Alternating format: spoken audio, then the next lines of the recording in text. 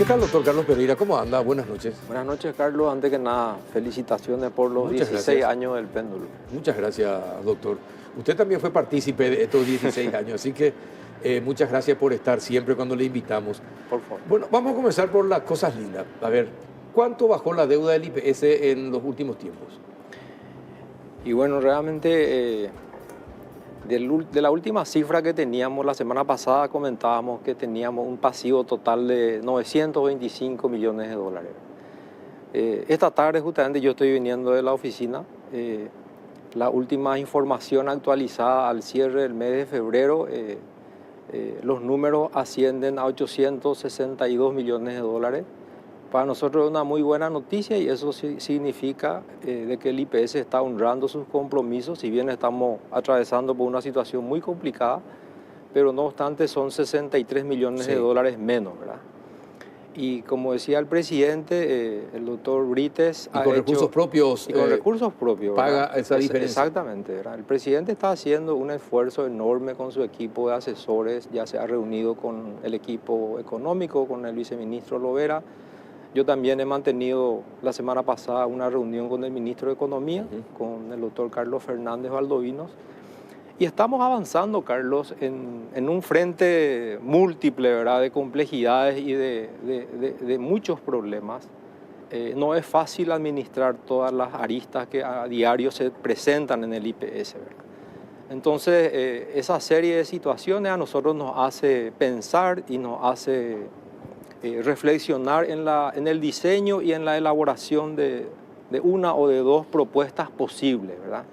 El presidente está haciendo un esfuerzo, está sometiendo al Congreso la posibilidad de que el 2,5%, que es 1,5% que se pagaba a CENEPA y 1% al SNPP, eso ya pueda ser retenido dentro de la institución para poder fondear y volver a fortalecer y a tener la sostenibilidad en el fondo de jubilaciones, ¿verdad? El doctor Brites está haciendo una propuesta muy interesante en donde esos recursos por 5 años sea el 100% aplicable al fondo de salud, que es donde tenemos la mayor concentración de deudas. ¿Cuánto sería en plata esos porcentajes? Para que la gente tenga... Sí, del 100% de lo que se recauda a nivel global, el 54% va al fondo de jubilaciones, el 39% va al fondo de maternidad, al fondo de salud, y el 7% al fondo de administración. Nosotros hicimos, Carlos, varios escenarios conversando con el ministro, y si tuvimos la posibilidad de poder proyectar 113 millones de dólares anuales en 5 años, son más de 500 millones de dólares. Sí. A valores actuales, a valor actualizado neto, eso podría obtenerse fácilmente en una emisión de títulos, 485 millones de dólares, con el cual ya pagamos el 50% de la deuda. Y estamos también analizando... ¿En 5 años? Sí, claro. Estamos analizando también un posible escenario donde podamos nosotros ver si, porque por ley están distribuidos esos porcentajes. Yo creo que esos porcentajes hoy merecen una revisión profunda. A mi parecer, creo yo de que el Fondo de Salud tiene que tener un poquito más de ingreso, ¿verdad? Si con 2,5 podríamos proyectar 500 y pico millones de dólares, yo creo que si 2% más podemos sacar de los fondos de administración y fortalecer el Fondo de Salud, ahí podríamos tener el equilibrio que va a permitirnos extinguir esa deuda que venimos arrastrando, ¿verdad? Y encima de eso también tenemos que ocuparnos de los activos, Carlos. Tenemos, como decimos siempre... Pero una cuestión, doctor, antes de irnos a los activos. ¿Esta deuda del IPS es real?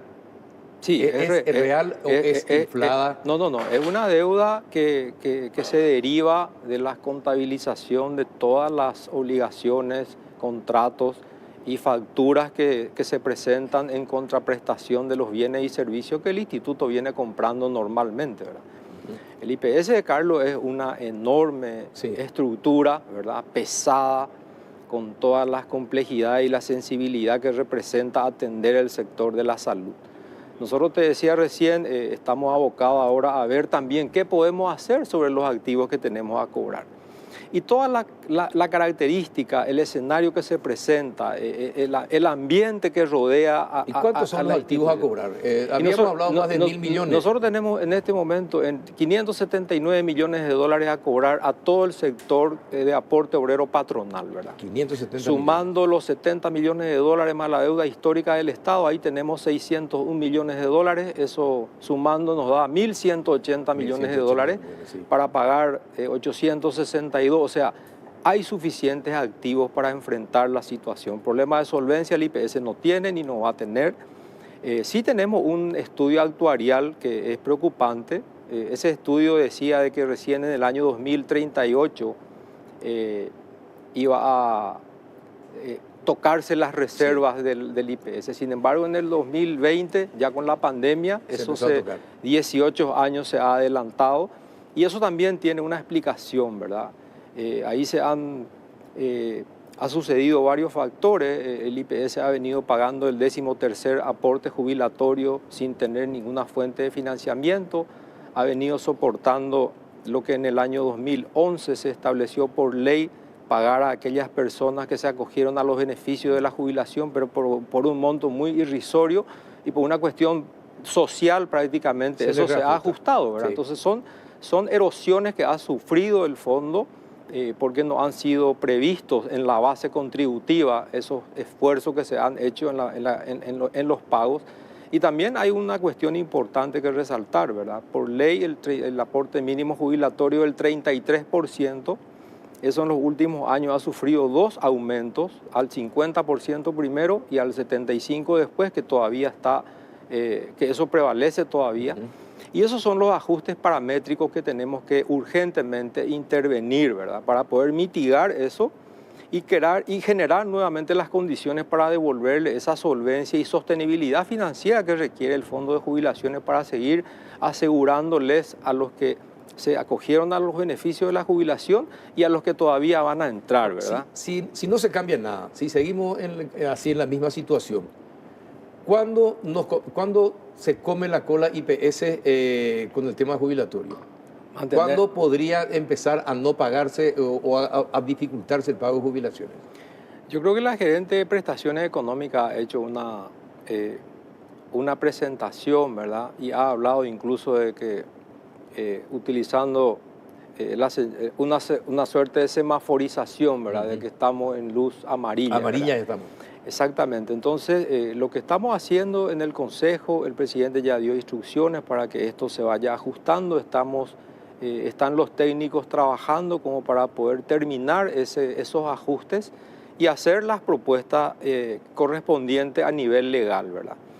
Y toda esta situación, Carlos, hace de que hoy nosotros empecemos a pensar también en el sistema de integración de salud, ¿verdad? Yo creo que cuando yo estaba en la...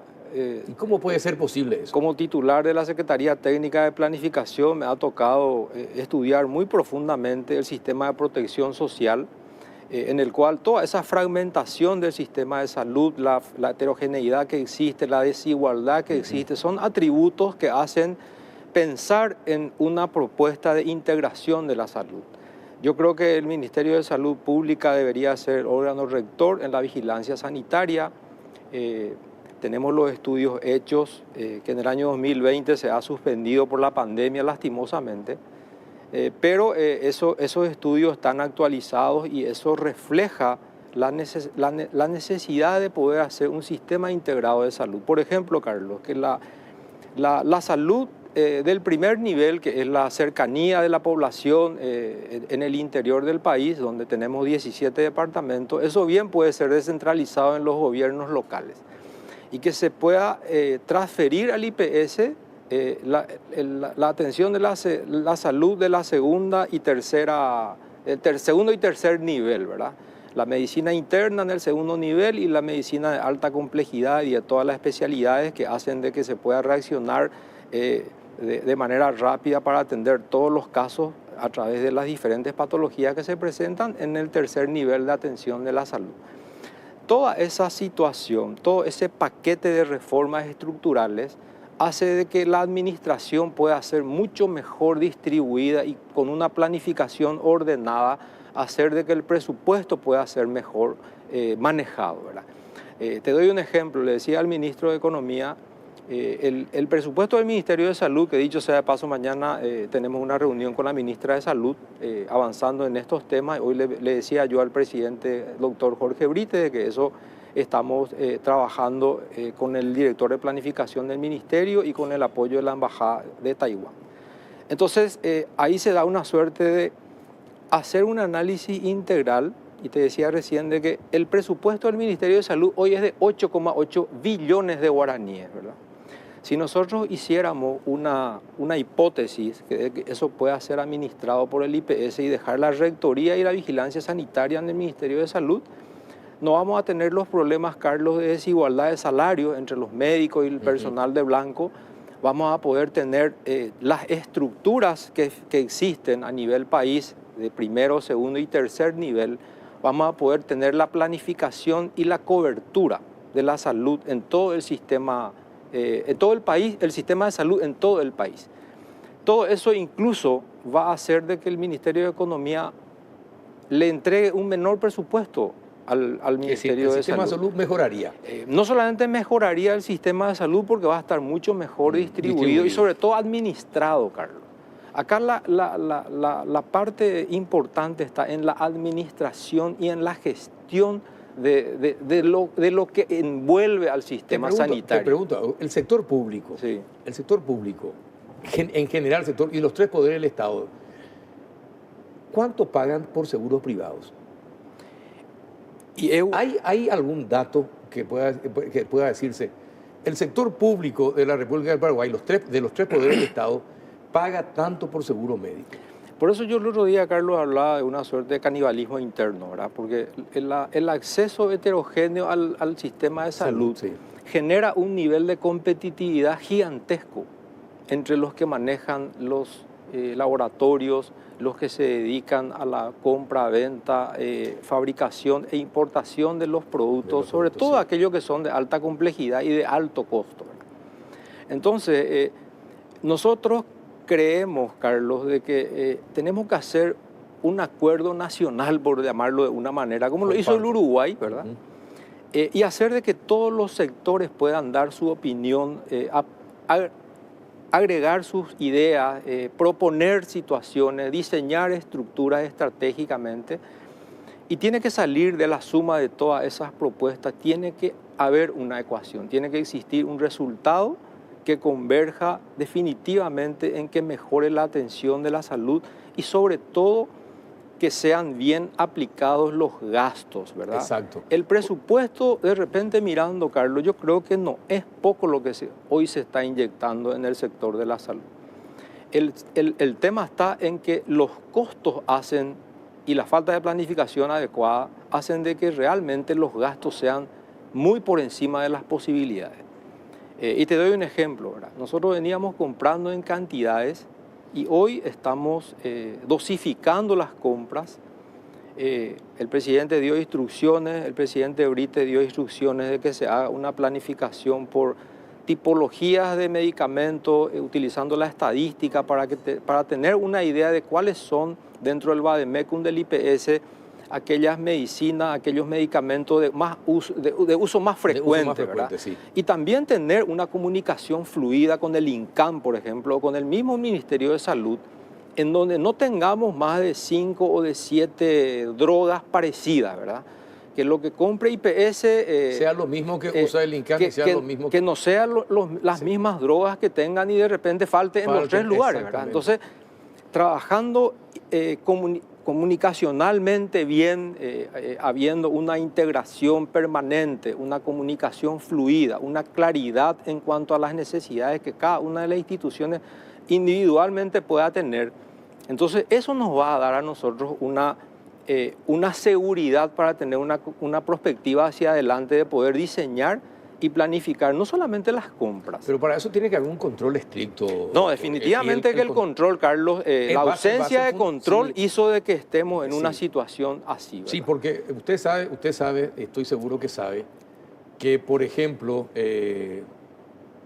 hay connivencia de funcionarios del IPS con los sanatorios privados. Cuando una persona es derivada del IPS a un sanatorio privado, se va por poner, se queda internado 10 días. Le hacen aparecer como que quedó internado 25 días. Y si usó una inyección, hacen aparecer como que usó 15 inyecciones. Y así sucesivamente todo lo que pueda conllevar el tratamiento de una enfermedad. Y hay estudios que se hicieron de eso, ¿verdad? Pero que nunca llegó a la Fiscalía ni a la Justicia, para que el próximo administrador del IPS o el próximo administrador del Ministerio de Salud y del sector privado, por lo menos sepan de que si se encuentran errores o ese tipo de conductas, van a ser sancionados y pueden ir a la cárcel. Pero acá no sabemos, hay hospitales que compran medicamentos oncológicos cuando la oncología no forma parte de las atenciones en esos hospitales. Y se quedan los medicamentos ahí. Vencen. Y vencen, exactamente. Por eso te decía, Carlos, la falta de planificación más la ausencia de control en lugares tan sensibles, en lugares donde se maneja mucho volumen de medicamentos y de muy alto costo, todo eso es plata, Carlos. Sí, señor. Todo eso son recursos que cuestan juntar, pero tenemos que ponerle un freno y tenemos que empezar a dosificar y a comprar mejor. ¿Qué es lo que estamos haciendo, verdad? Hablábamos con el presidente justamente hoy en la sesión, dio instrucciones para que trabajemos un equipo de subgerentes e inclusive con cada una de la participación de los miembros del Consejo, como para poder tener un consenso generalizado sobre la propuesta o las propuestas que se puedan diseñar como estrategias para compartir con el Ministerio de Salud primero, y una vez que seguramente que la ministra le eleve al presidente de la República, podamos tener la instrucción de seguir avanzando en el siguiente paso, ¿verdad? Ahora lo que nosotros estamos priorizando es cómo salir de las deudas que nos agobian, ¿verdad? Cómo reestructurar esos pasivos y cómo ir ordenando el presupuesto que hoy tenemos, Carlos. Doctor, ¿qué va a pasar con la deuda pública? Se refería a la deuda histórica del Estado. Sí, exactamente. Y bueno, te decía por lo que me pude enterar, no es que a las autoridades del gobierno le interese mucho hablar de la deuda pública del Estado con IPS. Y que probablemente se difiera otra vez ese tema para el próximo gobierno. ¿Ustedes se llegó a enfocar en algún momento ese tema?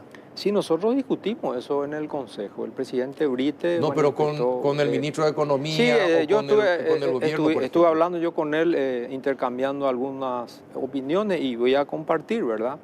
Y te decía yo, ¿por qué es importante este momento crítico, Carlos? Siempre en las crisis emergen también oportunidades. Sí, y yo creo que hoy ya no hay espacio para seguir esperando. Por lo menos tendríamos que proponer algo y ir corrigiendo por el camino, pero cambiar realmente la forma de hacer las cosas. No podemos esperar resultados diferentes si es que no hacemos de manera distinta las cosas. Entonces, en esa línea de pensamiento, yo creo que hoy, le decía yo al ministro justamente, de que como el IPS es una entidad autónoma y tiene autarquía financiera, tiene la obligación de construir su propio diseño de alternativa de solución con los activos que tiene y con la estructura que posee. No podemos ir a pedirle nosotros al Ministerio de Economía que nos dé bono o que nos dé parte de lo que se emitió en el exterior, como para que nosotros podamos cancelar las obligaciones que tenemos.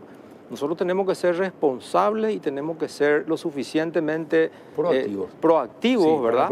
Como para poder establecer un escenario con los recursos con que hoy contamos, pero que nos permita ir sorteando los obstáculos que tenemos. Así es como hoy, y compartía yo con el ministro y con el Consejo en su momento y con el presidente, para no pedir recursos financieros, como el Ministerio de Salud tiene, ¿cuántos hospitales podrá tener? Y en monto, ¿cuánto representará eso, ¿verdad? Entonces, esa es una de las maneras en que se puede extinguir la obligación del Estado con el IPS. Por eso decía yo de que era una idea importante de converger en la integración de salud, porque ahí vamos a estar recibiendo activos inmuebles, ¿verdad? Con el cual vamos a poder recuperar la solvencia económica que se necesita dentro del fondo de jubilaciones, por un lado, Y por otro lado, vamos a tener suficiente espacio como para poder administrar un presupuesto que nos va a permitir tener mucho mayor optimización en la utilización de los mismos, en gastar menos, gastar mejor y tener una planificación en todo sentido, ¿verdad? No solamente en materia estructural, sino en materia de componentes y el capital humano que trabaja dentro del sistema de salud. Y hablando del capital humano, ¿y qué trabaja? Sí. ¿Cuántos efectivamente trabajan y cuántos creen ustedes que planillean? Bueno, Carlos, esa es una información que no te podría dar por Todavía precisión, no se puede ¿verdad? Te pido que me excuso por esta vez, pero te prometo que voy a munirme de la información precisa porque no quiero ser impreciso. Está bien, perfecto. Porque realmente puedo ser injusto, ¿verdad? Entonces, te pido disculpas en ese sentido. Pero acá lo importante es que estamos haciendo ese esfuerzo. Y creo yo de que es una oportunidad también, le decía yo al ministro, de poder extinguir el Estado, una obligación de hace mucho tiempo, sin que eso represente una erogación de dinero, ¿verdad? Sino haciendo simplemente un cambio de titular de la propiedad. Hay un estudio, Carlos, del Fondo Monetario Internacional, donde se refiere a los valores de los activos en el sector público. Y en ese informe habla de que incluso es el doble de los mercados bursátiles en el mundo y que inclusive en algunos casos es hasta el doble de los productos internos brutos de diferentes países desarrollados, ¿verdad? ¿Qué te quiero decir con eso? De que nosotros todavía en nuestro país no estamos trabajando en la atención, el manejo, la contabilización, la registración y el tratamiento de los activos públicos. Si nosotros hiciéramos un ejercicio y en el IPS y en el Ministerio de Salud valuáramos a sus valores reales de mercado todos los activos que se tengan, yo te aseguro que los activos de las instituciones nomás ya van a subir, ¿verdad? Simplemente por efecto de la revaluación de los activos, ¿verdad? Sí. Y eso significa tener un espacio fiscal importante que hoy perdimos, ¿verdad? Y eso también nos va a dar una posición de solvencia patrimonial mucho más sólida como para poder tener un atractivo de en cualquier momento convertirnos no solamente en un colocador de recursos en el sistema bancario, que es colocar los CDA en el sistema financiero, ¿verdad? Sino también ser un generador de instrumentos financieros. ¿Por qué el IPS no va a poder emitir bonos, por ejemplo, para que los inversionistas locales o internacionales incluso puedan tener otra opción, dentro del abanico de opciones de inversión, tener la posibilidad de poder invertir en el sector de salud? Los mismos bancos, las mismas instituciones, los mismos actores del mercado secundario, hasta los mismos industriales o inversionistas particulares van a poder comprar títulos de deuda o bonos o hasta, qué sé yo, hasta que se negocien los cheques de pago diferidos del IPS. ¿Quién no va a comprar, Carlos? Si es una institución que siempre ha cumplido, pero hay que sanearlo totalmente, que siempre ha honrado sus compromisos, más allá de lo que hoy estamos un poco atorados realmente, pero eso no significa que el IPS no va a cumplir con su compromiso. Sí. Perfecto. Qué rápido pasó, doctor. Cuando el tema da gusto, impresionante. Te agradezco que hayas venido, que nos expliques esto, porque es muy importante. Y por sobre todas las cosas, la claridad con que te expresas, porque es importante que el asegurado del IPS, el que va al IPS, entienda de qué se está hablando. Y vos tenés la facilidad de bajar siempre a nuestro nivel para que te podamos entender, doctor. Te agradezco que haya venido. Al contrario, Carlos, el agradecido soy yo. Una vez más, felicitaciones por estos 16 años de informar y de formar a la ciudadanía. Muchísimas gracias. Doctor Carlos Pereira, consejero del Instituto de Previsión Social. A la vuelta de la pausa vamos a estar con Federico Mora. Vamos a ver qué va a pasar con la Facultad de Medicina, que como lluvia se habilitan acá en nuestro país. A la vuelta de la pausa. Bien, estamos ya en el segundo bloque del péndulo y nos trasladamos hasta Bogotá, Colombia. Allí está Federico Mora, viceministro de Educación Superior y presidente del CONES. ¿Qué tal, doctor? ¿Cómo estás? Buenas noches. ¿Qué tal, Carlos? Buenas noches. Antes que nada, felicidades por 16 años de un gran trabajo. Qué gusto, qué reconocimiento. Y bueno, para mí un gusto estar aquí nuevamente contigo y con la audiencia. Bien, ¿qué te fuiste a hacer a Colombia, doctor? Contanos un poquitito. Y vine a ver, Carlos, las herramientas que aplican aquí en educación superior. Colombia tiene un sistema muy bien articulado de aseguramiento de la calidad de seguimiento y de monitoreo, un sistema integrado. Nosotros estamos preparando el nuestro, el Registro Único del Estudiante, el RUE. Entonces vinimos a ver qué variables tiene Colombia, qué información capta, cómo la utiliza, cómo la sistematiza, cómo lo ven desde la universidad como cliente y cómo lo ve el Estado como el que recoge la información, y también un poco los procesos de acreditación, los procesos de actualización. Y tengo un dato muy importante, Carlos. O sea, es que aquí hay una agencia que hace, igual que en Paraguay, los exámenes estandarizados para la media, sí. Cada 3, 4 años, pero además hace unos 20 años cruzaron la frontera y entraron también a la educación superior. Entonces hacen un examen al término de la media, es decir, a los chicos que recién terminarían en nuestro caso el bachillerato, para ver cómo terminaron, en qué condiciones, y luego hacen otro examen a todos los universitarios que están en el 5º año de carrera, o lo que sería igual en el 75% ya cursado. Pero hay exámenes, espera un ratito, ¿hay exámenes de ingreso en la facultad en Colombia? Hay también exámenes de ingreso, Carlos. Entonces, en realidad, este examen que hacen al terminar el bachillerato sirve de referencia porque las universidades captan considerando el puntaje que tuvo cada estudiante, cada joven. Y las que hacen a nivel de la educación superior ya durante la carrera es un diagnóstico de conocimiento y competencias. Y vos sabés que termina generando, Carlos, un ranking de universidades. Entonces, veo demasiado interesante esa posibilidad. Yo te cuento que nosotros habíamos recibido en diciembre en el MEC una nota por parte de universidades privadas que tienen la carrera de medicina, ya que tanto se está hablando del tema, donde nos proponían justamente elaborar una herramienta similar a esta. Entonces, estoy llevando la idea a ver si podemos poner más herramientas que nos permitan efectivamente saber cómo llegan nuestros jóvenes y cómo avanzan durante el proceso de la carrera universitaria y cómo terminan para la graduación. Entonces, yo creo que hay demasiadas herramientas, Carlos, que se pueden traer usar a nuestro país, así mismo. Que se pueden usar. Bueno, contanos un poquitito. Muchos nos plagueamos por la habilitación de la carrera de medicina en todo el país, en el interior,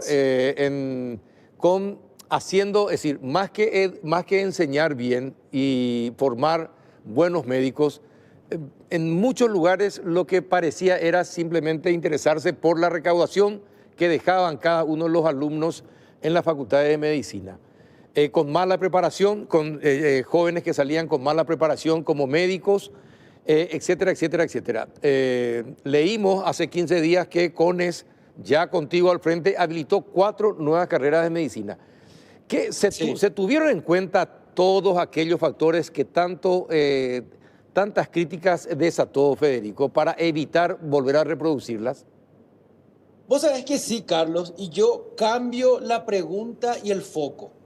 Yo creo que no se trata de si hay más o menos, sino de qué condiciones tienen y qué herramientas incluimos en el sistema para su control. Nosotros venimos de un escenario, Carlos, sin herramientas de control. Sí. Y te digo en ese sentido, ya lo venía diciendo, muy arcaico. Lo primero que hicimos fue cambiar el régimen de prácticas. ¿Qué significa el régimen de prácticas? Porque el gran tema de atención en las carreras de ciencias médicas son las prácticas médicas. Es decir, inclusive la nota que presenta el Círculo Paraguayo de Médicos va directo sobre las prácticas médicas. Nosotros venimos de un escenario donde no había control, no había seguimiento, porque no había exigencia luego de eso. Si no hay exigencia, no hay quien rinda por ende. Entonces, lo primero que hicimos es cambiar esas reglas de juego y listamos, Carlos, pero absolutamente todo lo que debe tener un convenio entre una universidad y el Ministerio de Salud o un proveedor privado o los militares o la policía para generar un acuerdo de centros de prácticas.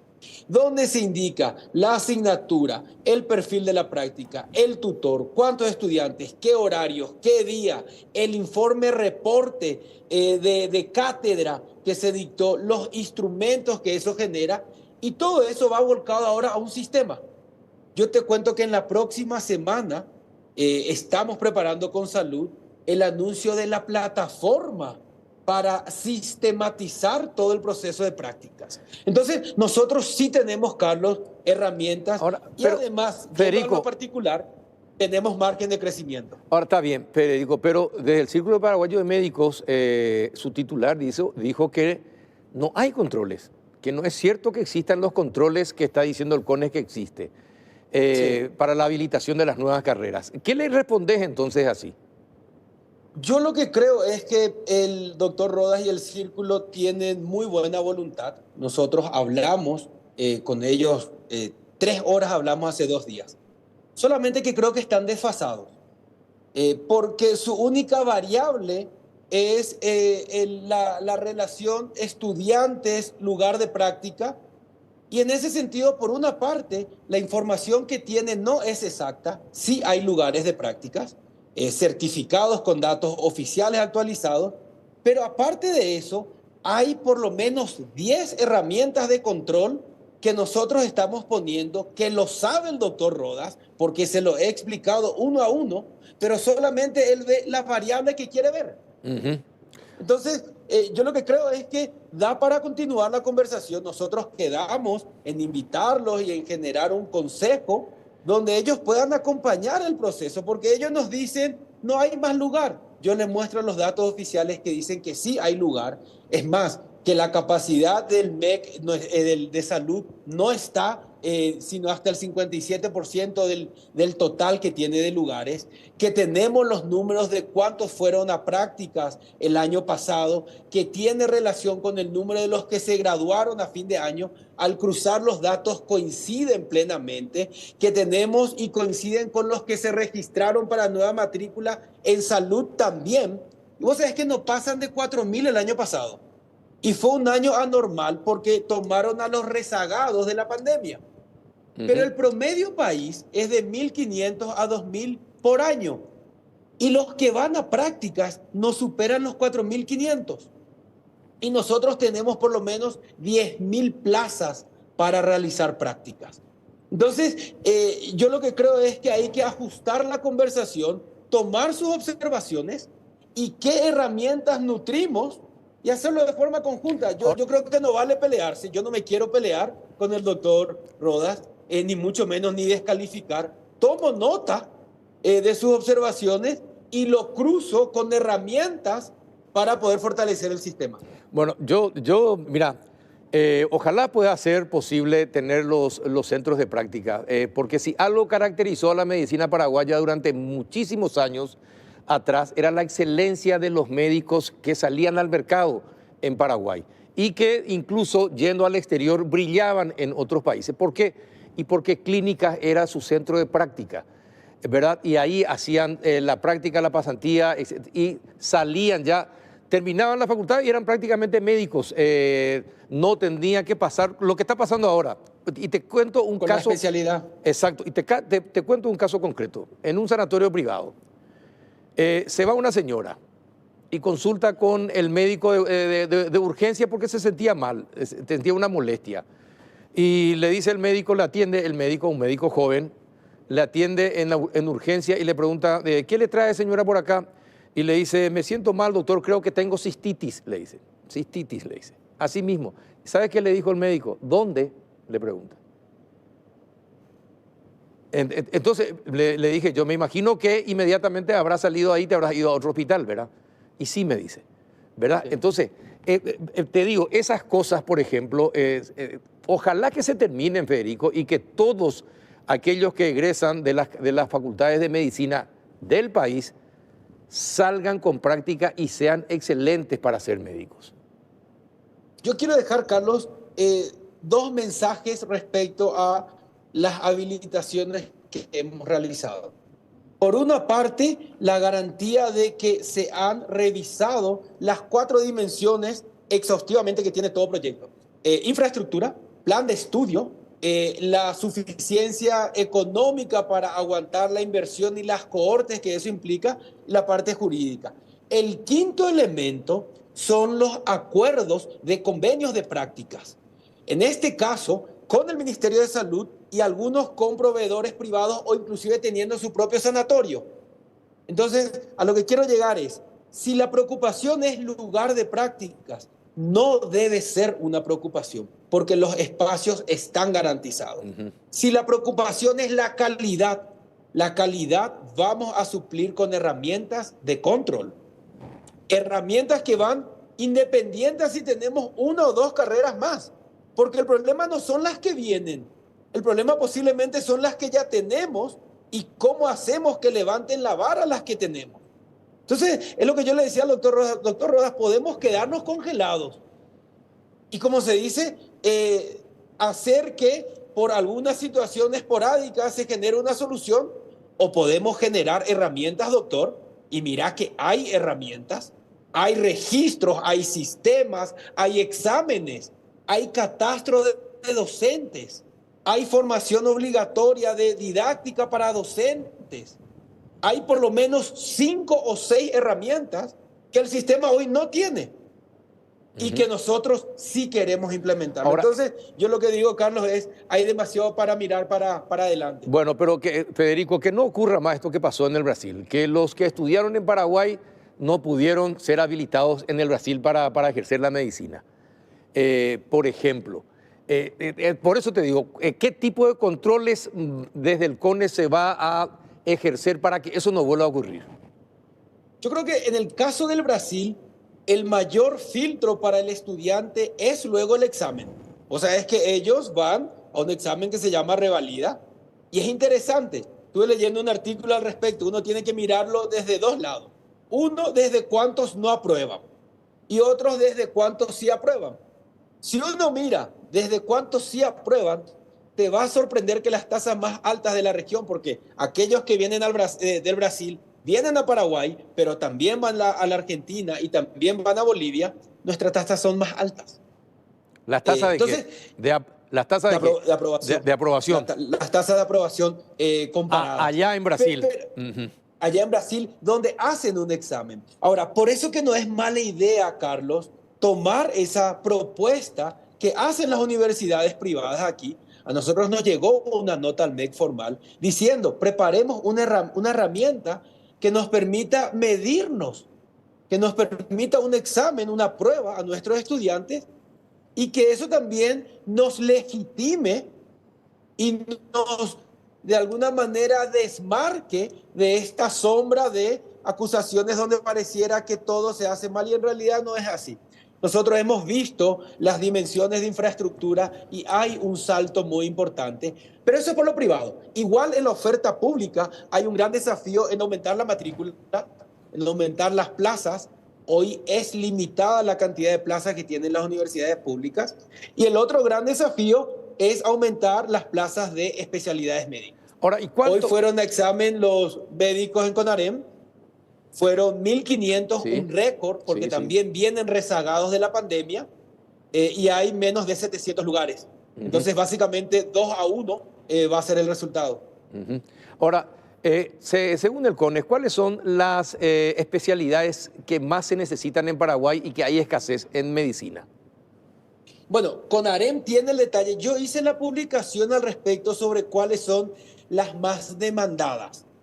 Ahora, lo que sí también entiendo es que, independiente a eso, lo que necesitamos es duplicar el número de especialistas en cada una de las áreas. Sí. Entonces, ahí el desafío pasa por infraestructura, pasa por equipamiento y pasa por un tema muy importante que nos dijeron de la Academia de Medicina del Paraguay. Pasa por la formación del docente. El docente tiene que tener una pedagogía especializada en salud, y es parte también de esa hoja de ruta. Nosotros el 21 de marzo tenemos una convocatoria que hace la Academia de Medicina del Paraguay. Vamos a acudir. Nos visitaron la semana pasada con el ministro Luis Fernando Ramírez, justamente con esa inquietud de cómo pueden sumar a generar una hoja de ruta de formación del docente. Porque también, si tenemos una alta demanda de especialistas o queremos aumentar las plazas de especialistas, vamos a necesitar mejores docentes. Y si tenemos muchas facultades para el nivel de grado en medicina, también vamos a necesitar mejores docentes. Entonces, tiene que incluirse en la ruta de hoja crítica de medicina y ciencias de la salud, la formación del docente para esta carrera. Ahora, ¿y cuál va a ser el papel que va a jugar el Ministerio de Salud en esto, Federico? Usted tiene que, es decir, para las carreras de medicina es importante que alguien del Ministerio de Salud esté permanentemente también asistiéndole o trabajando o colaborando con el CONES, porque el Ministerio es el que sabe cuáles son las especialidades que faltan. Por ejemplo, terapistas. No tenemos nosotros grandes hospitales de referencia. ¿Por qué en los diferentes departamentos? Porque no hay suficientes terapistas, por ejemplo, ¿verdad? Porque ellos tienen el mapeo de las necesidades. Exacto. Y yo sí te puedo decir, Carlos, que de lo que veníamos, de lo que me cuentan de la relación con salud, hoy es totalmente diferente. Nosotros vamos, yo te diría, hasta de la mano. Nosotros tenemos datos actualizados en tiempo real del Ministerio de Salud. Ellos están en conocimiento de todos los expedientes que nosotros estamos tratando. Ellos han revisado para generar los convenios de prácticas con cada una de estas habilitaciones. Nosotros vamos a presentar en la próxima semana el sistema de seguimiento a las prácticas ya digitalizado por plataforma, un salto de innovación, pero también el plan de monitoreo conjunto, aleatorio. ¿Qué es lo que significa eso? Y vamos a tener un plan de visitas a lugares de prácticas, por supuesto, sorpresas para ver si efectivamente se está cumpliendo, labrar el acta si es que no, porque también nuestra resolución nos habilita, primero, a las visitas no informadas y segundo, a tomar las medidas correspondientes en caso de incumplimiento. Bueno, sí es importante, estaba hablando también esta mañana con la ministra de Salud justamente sobre este tema. Bueno, esperemos que haya una colaboración y tengamos un sistema de salud diferente en nuestro país y acorde con la calidad que nos merecemos los paraguayos, Federico. Carlos, herramientas de control. El sistema no se va a modificar solo. El sistema se va a modificar cuando pongamos las herramientas de control y de seguimiento. Tampoco se va a modificar congelando el sistema. Se va a modificar poniendo herramientas de seguimiento y de monitoreo. Ahora, y por otra parte, para que no vuelva a pasar lo que estuvo pasando en los últimos tiempos con algunas personalidades de la política, que no tienen títulos, pero aparecen con títulos. No puede ser que las universidades no tengan el historial de sus alumnos. Creo que el único que tiene el historial completo de sus alumnos es la Universidad Católica, desde que se inició hasta ahora, y sabe quién terminó, quién no terminó y en qué momento dejó de asistir a la facultad, y todo tiene la Universidad Católica. No puede ser que no se pueda conseguir un título de un profesional que supuestamente hizo una carrera universitaria. Carlos, nosotros lo vamos a tener, y este año. Yo ahora vi en Colombia, no sabes la riqueza de información que recogen de cada estudiante, inclusive vinculado ya con lo que fue la básica y la media, con todos sus exámenes en cada etapa del proceso. Yo creo que nosotros estamos camino a eso. El RUE va a generar esa trazabilidad de la información y va a generar un control en las universidades, porque se van a ver obligadas a declarar la información y a cargar la información, porque caso contrario no van a tener más habilitación y no van a tener más registro de títulos. Y vos sabés que una universidad sin registro de títulos pierde su razón de ser. Sí. Entonces, herramientas nuevamente de control, y de eso se trata, Carlos, y en eso estamos trabajando. Por ejemplo, Federico, vos que estás en el CONES, el gobierno actual tiene delineado lo que se espera que Paraguay sea y qué clase de gente debe formar de ahora para los próximos 30 años y qué es lo que se necesita. ¿Hay algún grupo que está trabajando en eso? Bueno, vos sabés que es una pregunta que ya desde Becal teníamos. Hablábamos siempre del Plan Nacional de Desarrollo, que tenía ciertos lineamientos. El libro blanco del CONACYT también tiene ciertos lineamientos. Es muy cambiante. Vos sabés que hace unos años decíamos todos tienen que hacer IT, TICS. Hoy pareciera que la inteligencia artificial igual se nos va a llevar a todos por delante. Entonces, yo lo que creo es que se trata de estar sobre la ola en permitir la innovación en la oferta académica, darle flexibilidad en generar nuevas propuestas y también hacer una gran vinculación internacional. Ahora, yo te cuento que nosotros vamos a tener el vehículo de la movilidad internacional, que es el crédito académico, totalmente necesario y una innovación, pero indispensable para nuestro sistema. Y de vuelta, Carlos, son herramientas. Ahora, yo te digo que nuestro sistema se reconstruye con herramientas, Carlos. Bueno, pero te digo algo. Este es un país que tiene 70, 75, 80% de analfabetismo funcional. Los chicos, sí. Vos sabés el rezago que tienen los chicos según PISA, según SNEPE, las mediciones internacionales y nacionales. Es decir, no hay una política de Estado que diga qué es lo que va a hacer Paraguay de acá a los próximos años y qué tipo de inteligencia va a necesitar o qué calidad de capital humano tiene que existir. Y tenemos que tener un derrotero y un camino, sí. Federico, en ese sentido. Yo creo que sí hay, Carlos, una estrategia. Imagínate que la educación básica y media, y ahora es el año 1, puso foco y todas las fichas en 2 elementos. Lectoescritura, el poder interpretar, contextualizar, reflexionar una lectura, que uno diría, eso es evidente. No, no es evidente. Y lo otro, pensamiento lógico-matemático. Si nosotros logramos que los chicos de la media salgan con estas 2 capacidades, yo creo que estamos en el camino correcto. Luego la educación superior tiene caminos nuevamente. Nuestro país es un país que vive de la producción y de la riqueza del campo y la tierra. Por supuesto que todo eso es un sector porque somos un productor de alimentos para el mundo.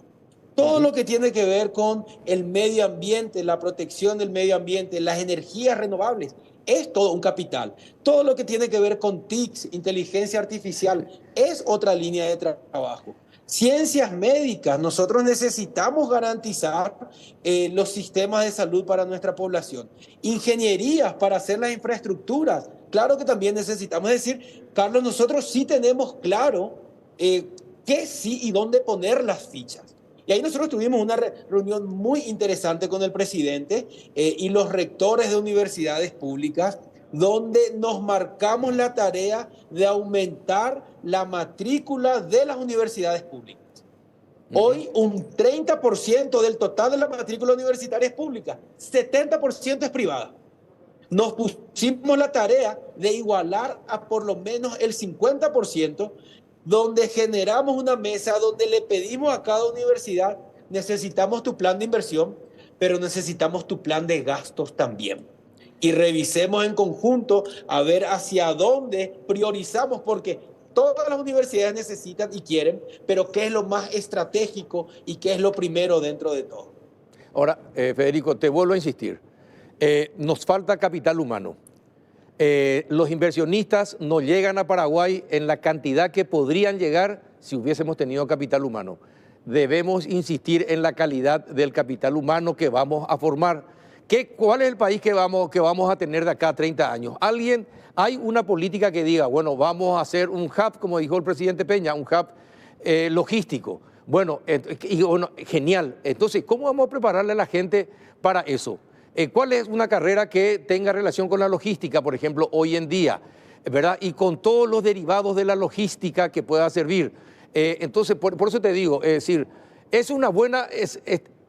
prácticamente somos un país virgen. Pero tenemos que hacer las cosas bien de acá para adelante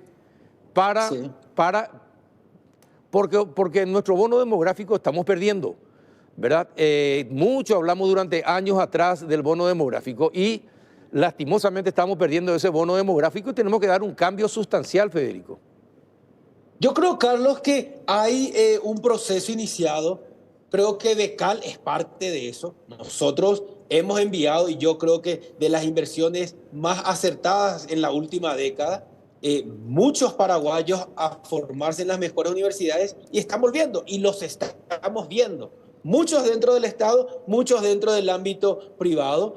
Estamos también generando, bueno, todas las líneas de investigación con financiación del CONACYT, con financiación de nuestros estudiantes de doctorado que se vinculan con sus pares aquí a nivel local también. Y dentro de eso hay un paso que no puede pasar desapercibido.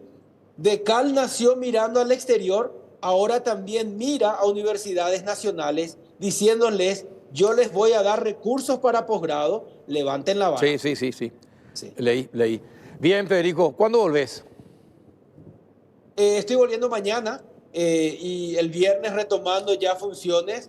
Lo primero es una reunión justamente con el equipo de salud de la DENERS para hacer un repaso ya de la apuesta, como se dice, de nuestro plan de visitas aleatorias y el lanzamiento de esta plataforma de registro de prácticas. Bien, perfecto. Entonces el viernes volvemos a hablar. Te agradezco, que así sea. Te agradezco el contacto desde Bogotá, Colombia. ¿Quién como vos? Desde Bogotá, Colombia. Un abrazo, Federico. Felicidades, Carlos, a vos, a tu programa y bueno, un saludo a la audiencia. Muchas gracias. Federico Mora, viceministro de Educación Superior y presidente del CONES. A la vuelta de la pausa estaremos con Hugo Pastore, director ejecutivo de Capeco. Ya volvemos.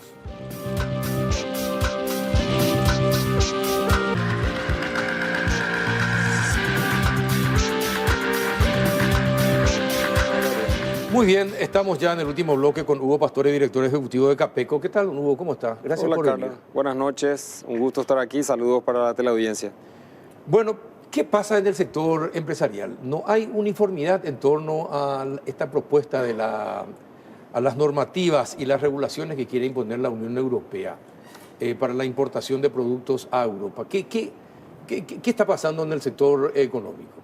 Yo creo que tenemos objetivos finales que son comunes y tal vez los caminos para llegar a esos objetivos puedan ser diferentes, ¿verdad?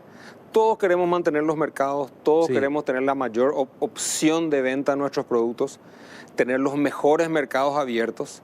Ahora, cuando aparece una exigencia como esta que raya lo excesivo, lo abusivo, bueno, ahí uno se pregunta, ¿cómo veo para alcanzar este objetivo, ¿verdad? De mantener este mercado? Pero ¿cuáles son esas exigencias, por ejemplo, que complican? Separemos en dos terrenos. Sí. Tenemos por un lado lo que es el cumplimiento de que la producción, en nuestro caso son 7 rubros en total, para Paraguay afectan 3. Complejo soja, carne, cuero y madera, complejo forestal, digamos, ¿verdad? Sí. Okay. Son tres rubros. Lo que es deforestación por un lado y luego tenemos 11 ítems más que son bastante más complicados, ¿verdad? Nosotros en lo que es deforestación tenemos la tarea bien hecha. Paraguay tiene una ley de deforestación cero, tenemos más del 40% de nuestro territorio con bosques hoy en día. Hoy se presentó el nuevo portal, el visor del Infona, una herramienta maravillosa que demuestra que las instituciones son serias, son creíbles, ofrecen un servicio de primera calidad para locales y para el exterior. Entonces, esa es una tarea que está bien hecha. Inclusive la fecha de corte que pone la Unión Europea, que es diciembre del 2020, ya se ha visto a través del Infona que 99.7% del área sembrada con soja es área que no ha sufrido cambio de uso de la tierra posterior a esa fecha. Entonces, estamos bien. ¿La soja cuánto es del total de exportación a Europa? A ver, tenemos dos caminos, digamos. Directamente como soja en grano, hoy prácticamente nada. Nada, no, va a la Argentina. Prácticamente nada. Va a la Argentina, que la Argentina mezcla con su producción, la procesa y ahí sí indirectamente llegamos a Europa.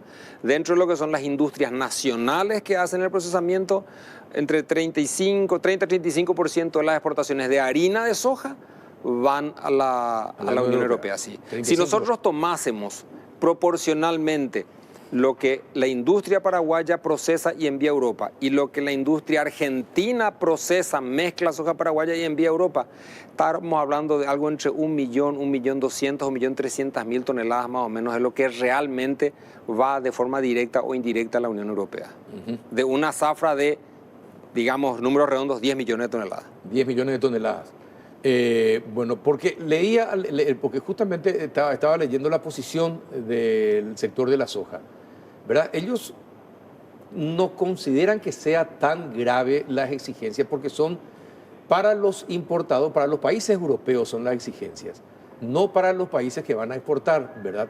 Y como Paraguay, ¿cuánto de la soja va a la Argentina? Del total de la producción.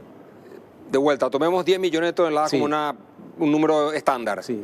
Más o menos entre 3 millones y medio a 4 millones se industrializan localmente. De Sí. los 6 a 6 millones y medio, el 75-80% va en un año normal a la Argentina. El año pasado, que Argentina tuvo una sequía muy grave, fue más del 90% de la Argentina. Impresionante, ¿eh? Sí, sí. Y después Argentina es la que tiene que verse con la trazabilidad y compañía que exige la Unión Europea. No es en realidad trazabilidad. Lo que la Unión Europea le dice a su importador, le dice, asegúrate que lo que traigas a Europa sea producido en zonas no deforestadas. Y para eso tienes que hacer lo que ellos llaman la diligencia debida, que incluye, entre otras cosas, bueno, tener la documentación respaldatoria que fue efectivamente producido en zonas no deforestadas y que cumple con todos estos otros requisitos que hablamos que realmente para nuestro país son bastante complejos, ¿verdad? Pero ¿se puede cumplir con esa exigencia acá en Paraguay? El cumplimiento de hecho se hace, pues son el cumplimiento de las normativas nacionales. Ajá. Llegar al detalle de tener que tener certificados de 11 instituciones y que el productor que debe preocuparse en producir tenga que estar recorriendo ministerios, oficinas y buscando generar esa documentación, eso es lo que es engorroso y perdemos el foco. El foco del productor tiene que ser producir eficientemente a bajos costos y producto de calidad. Ahora, ¿qué es lo que Paraguay puede demostrar, por ejemplo, de lo que exporta a Europa? Que la producción de soja, hablando de soja... No, hablando en general, tanto de la madera como del ganado y de la soja. Que se hace sin ningún problema en zonas libres de deforestación. Sin problema, eso se puede hacer. Necesitamos tiempo. ¿Por qué? Porque la Unión Europea pretende que uno tenga marcada la geolocalización de cada una de las parcelas donde se produce la soja o donde se produce el ganado o donde se extrajo la madera. Eso se puede hacer, hay herramientas, hay aplicaciones, pero demora tiempo. Hoy no hubo una reunión con la autoridad del gobierno justamente sobre ese tema de hacer un seguimiento para que rápidamente se tengan todos esos datos.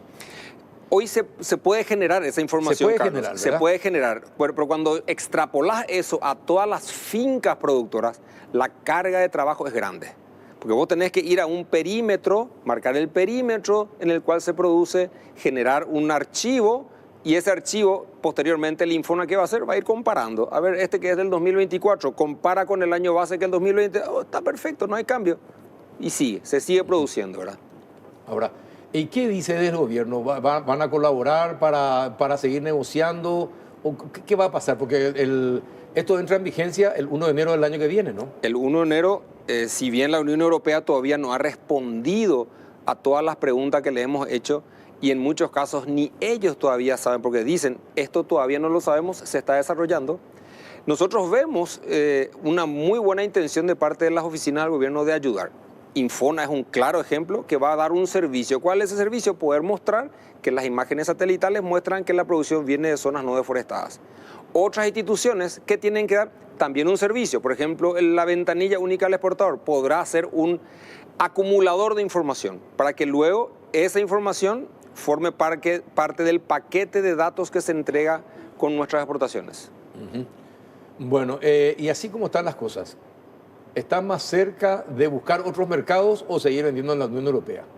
Va a depender de la aceptación que tenga la Unión Europea respecto de lo que nosotros le vamos a plantear. Vamos a tener en marzo 2 visitas de representantes de la Unión Europea. Uno está llegando esta noche y van a haber reuniones mañana y pasado. Ya está concertado eso. Ya hay una agenda ¿Dónde prevista. va a ser? Nosotros como sector privado vamos a tener reuniones en la Cancillería, ¿verdad? Sabemos que va a tener reuniones con el Infona, con el Senave, con Senaxa, con el Ministerio de Agricultura, Ministerio de Industria, en fin. Hay una agenda importante, ¿verdad? ¿El presidente a quién designó para liderar estos temas? Tenemos al ministro de Agricultura con el sector productivo y al ministro de Industria para todo lo que es la parte de comercio. ¿Los dos? Los dos. Ajá. ¿Y cuándo hay reuniones para...? Bueno, y tenemos estas dos visitas. Esta primera es de una persona del área técnica y a mediados de mes viene otra persona que es el responsable de todo el área ambiental de la Unión Europea con un perfil más político. Todavía no tenemos una agenda definida con relación a esto, pero van a ser oportunidades muy importantes para que nosotros podamos manifestar qué es lo que Paraguay puede ofrecer ahora en términos de esto y qué es lo que podrá ofrecer en el tiempo. Ahí nosotros hablamos de gradualidad en la implementación. Ahora, por ejemplo, para que la gente entienda, ¿qué puede ofrecer Paraguay ahora? Paraguay puede ofrecer que su producción agrícola y aquellos productores de ganado que estén interesados en participar, la producción se hace en áreas libres de deforestación. Eso es fácilmente demostrable. ¿Por qué? De vuelta, el 99.7% demostrado con imágenes satelitales se hace en áreas no deforestadas. ¿Y con el ganado? El ganado es una opción de cada productor. Cada productor decide. Porque también yo había hablado con el señor Galli. Y él también había mostrado diferencias con el sector de la Unión de Gremios de la Producción, en principio, pero después fue cambiando y creo que ahora tienen la misma posición. Pero en principio también él decía que no eran tan duras las normas que quería imponer la Unión Europea. Ahí nosotros tenemos una cuestión que es de principio. ¿Verdad? ¿Cuáles son las normativas nacionales? Sí. La legislación paraguaya dice, región oriental de forestación 0 del 2004, región occidental sí se permite el cambio de uso de suelo bajo muy estrictas condiciones ambientales. Lo de la no deforestación en la región oriental. Se cumple, sí, eso está demostrado en los satélites. Antes se decía, no, que se está deforestando una cancha de fútbol por mes, qué sé yo, había versiones. En el informe que ha hecho el Infona, eso se nota claramente de que no es así. Lo que ha habido de deforestación han sido por invasiones de tierra, cultivos ilegales, donde realmente la producción formal no tiene nada que ver. Bueno. Ahora, volviendo al sector ganadero, el sector ganadero ha crecido mucho en el Chaco, donde sí hay un cambio de uso permitido en Paraguay que la Unión Europea no reconoce en ese caso la normativa nacional.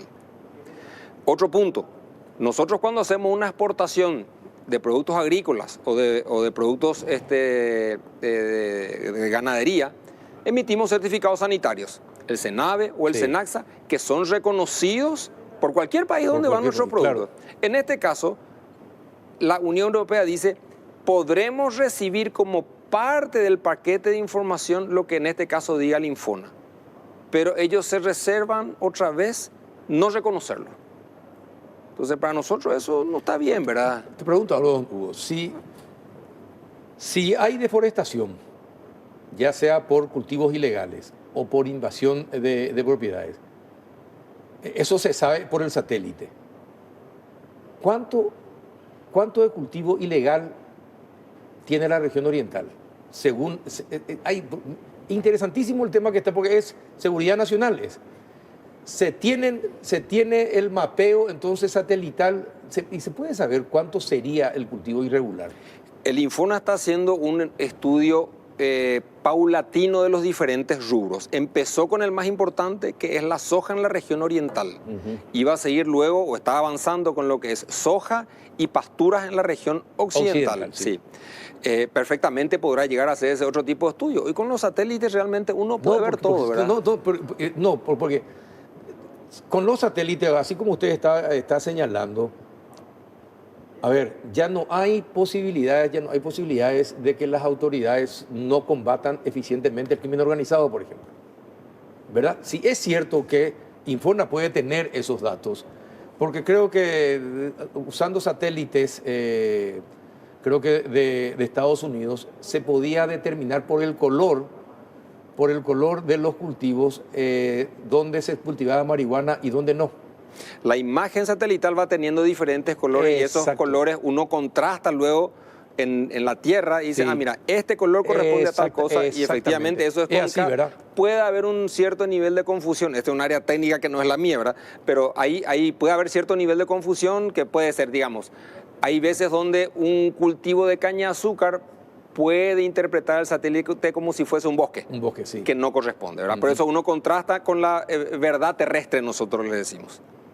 Qué interesante punto. Esto es para agarrar y separarlo y para tocar como tema de seguridad este tema, porque es impresionante. Nosotros no tenemos radares, no podemos combatir a los aviones que vienen y llevan o traen la cocaína y la distribuyen por el mundo desde Paraguay, pero sí se tienen los estudios satelitales que podrían determinar en dónde se está cultivando marihuana, por ejemplo. De vuelta, yo creo que con tiempo el Infona irá avanzando en los cultivos de arroz, en lo que son pasturas, en la región oriental, caña de azúcar, en fin, tenemos una gran cantidad de rubros donde la tierra va teniendo diferentes usos, diferentes rubros productivos y podremos tener, yo creo que sin ningún problema en el transcurso del tiempo, eso tendremos que confirmar con la ingeniera Goraleski, en toda esa información disponible, perfectamente se puede tener eso. Ahora, y para la Cámara de Exportadores, así, ¿qué es lo que más le preocupa? Me hablaste de los tres, pero si pudieras sintetizar y de manera sencilla para que la gente entienda, ¿qué es lo que más le preocupa de todo esto que exige la Unión Europea? De vuelta, nosotros necesitamos mantener todos los mercados posibles. Sí.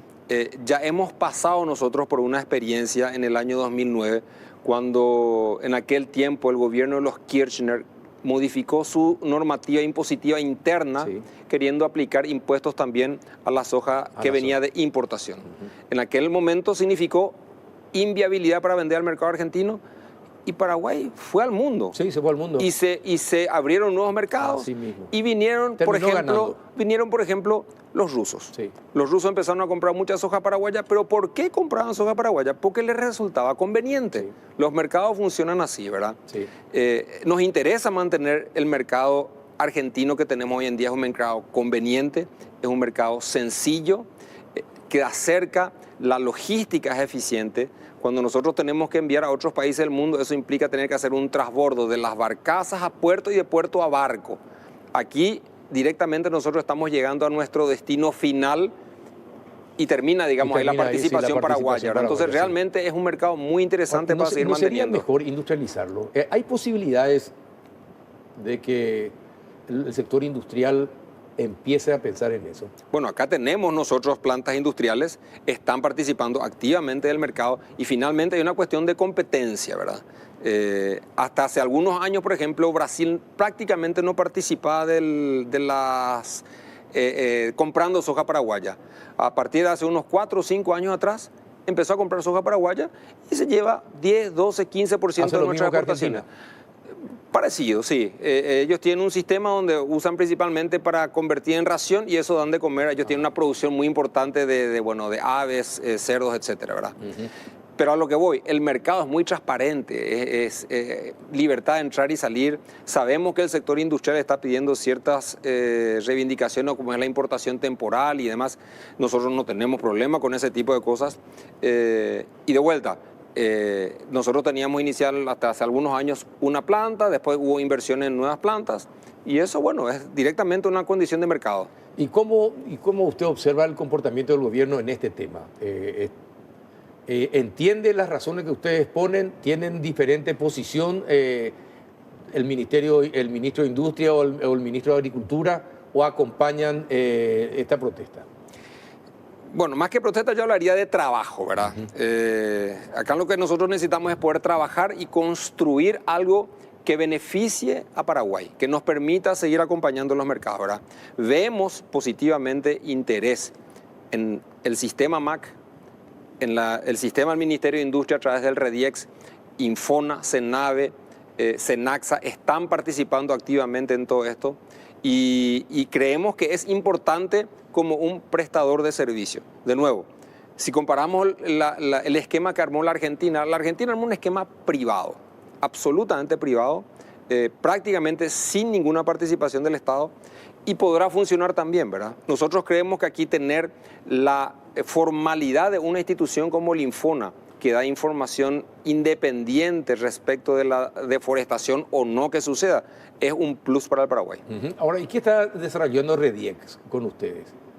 Bueno, se está trabajando en lo que sería la administración de la documentación virtual en este caso, ¿verdad? La famosa trazabilidad. El flujograma, en realidad, ¿verdad? Es decir, bueno, ok, el productor está en su chacra, lleva al silo, del silo irá a la fábrica o irá al puerto y del puerto eso irá finalmente a la exportación, ¿verdad?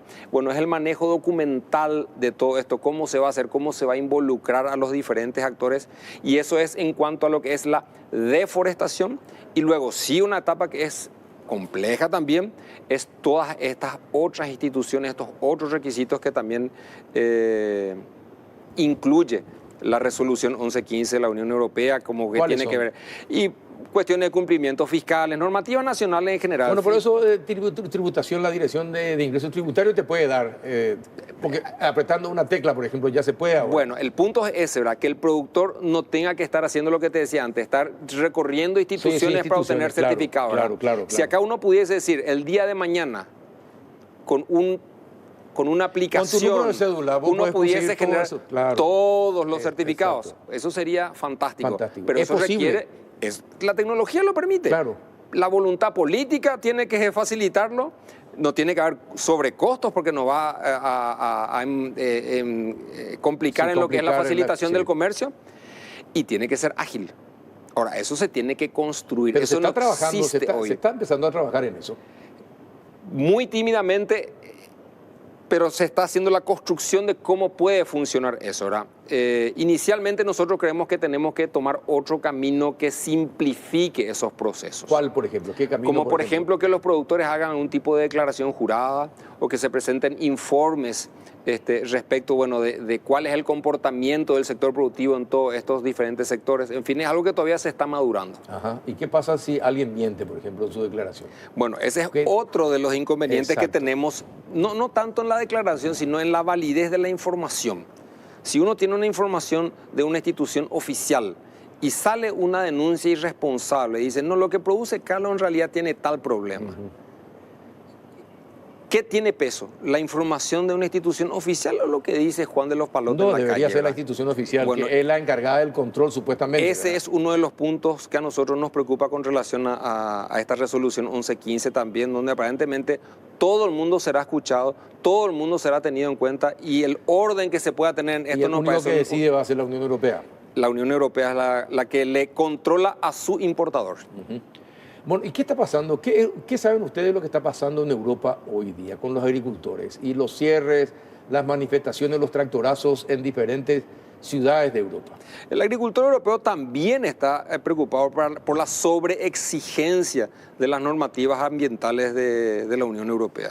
Ellos están reclamando eso, reclaman otros frentes también, hay reclamos por subsidios. La agricultura en el Mercosur es súper eficiente. Recordemos como ejemplo Paraguay. Paraguay puede llegar a sacar 5 cosechas en 2 años. Entonces, ese tipo de eficiencia en países que tienen 6 o 7 meses su suelo cubierto por nieve, y no es comparable, ¿verdad? Nosotros tenemos un beneficio de clima, de sol, de agua, que realmente nos vuelve productores súper eficientes, ¿verdad? Entonces, ellos están preocupados porque saben que nosotros somos muy eficientes y el productor está reclamando también protección contra la eficiencia que tenemos países como por ejemplo el Mercosur, y por eso probablemente el acuerdo no vaya a salir nunca. Pero esta exigencia de la Unión Europea no tiene nada que ver con el acuerdo Unión Europea-Mercosur. No, son dos cosas diferentes. Totalmente diferentes. Son cosas diferentes. Una cosa es el acuerdo y otra cosa es la resolución 1115. El acuerdo depende de voluntad política de los dos bloques. La resolución 1115 es una normativa europea que la Unión Europea aplica a sus importadores. Ahora, ¿y por qué Francia está tan en contra del acuerdo Unión Europea-Mercosur? ¿Qué saben ustedes? Y por el peso que tiene la producción agrícola en el país.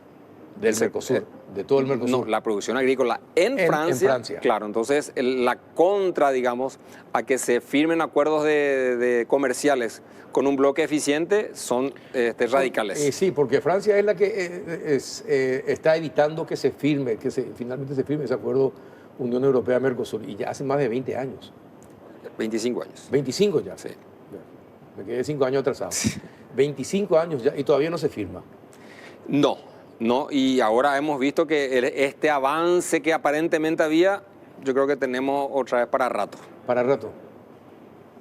Bueno, pero así como están las cosas, don Hugo, están avanzando Europa podría rever su posición. ¿Ustedes creen que no con respecto a las exigencias? Yo no creo que la vaya a rever.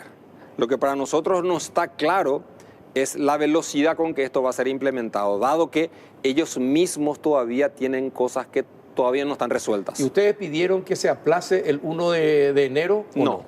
Lo que nosotros pedimos es que esto tenga una gradualidad en la implementación.